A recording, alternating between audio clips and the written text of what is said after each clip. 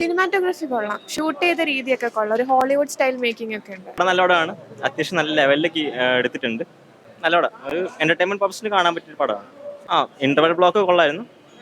നല്ലോടെ കുഴപ്പമില്ല. എല്ലാവരും നല്ല രീതിയിൽ അഭിനയിച്ചിട്ടുണ്ട്. ടോവിനെ ആണെങ്കിലും അതിൻ്റെ അകത്ത് ബാക്കി എല്ലാ നടന്മാരും തന്നെ നല്ലോണം വെച്ചിട്ടുണ്ട്.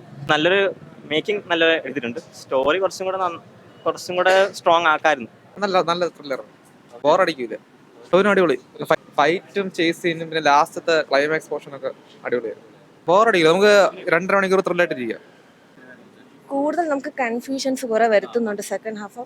ഫസ്റ്റ് ഹാഫ് ഓക്കെ ഫൈൻ, സെക്കൻഡിൽ കുറെ കൺഫ്യൂഷൻസ് അങ്ങനെ വന്ന് നമുക്ക് ഡൗട്ട് അടിക്കും. ആക്ച്വലി കഥ എനിക്ക് ഇപ്പോഴും കുഴപ്പമില്ല, ലൈക്ക് കൺഫ്യൂഷൻസ് ആണ് അത്രയും വന്നിരിക്കുന്നത്. സെക്കൻഡ് കുഴപ്പമില്ല, എടുത്തു പറയാൻ അങ്ങനെ പ്രത്യേകിച്ചൊന്നുമില്ല. ടോവിനോട് ആക്ടിങ് നൈസ്, അത്രേ എനിക്ക് പറയാൻ പറ്റത്തുള്ളൂ. പക്ഷേ തൃഷ അത്ര പോരാന്ന് എനിക്ക് തോന്നി, ബാക്കി ഓവറോൾ നൈസ്. എല്ലാവരെയും കൊള്ളായിരുന്നു. മേക്കിങ്ങും വിഷ്വൽസും എല്ലാം പക്കയായിരുന്നു. മേക്കിംഗ് തന്നെയാണ്, ഫ്രെയിംസും വിഷ്വൽസും എല്ലാം, ഫൈറ്റ് സീൻസ് ഒക്കെ.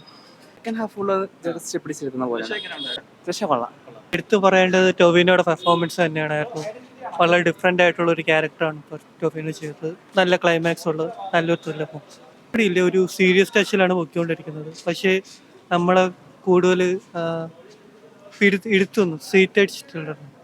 കുഴപ്പമില്ല, കൊള്ളാം.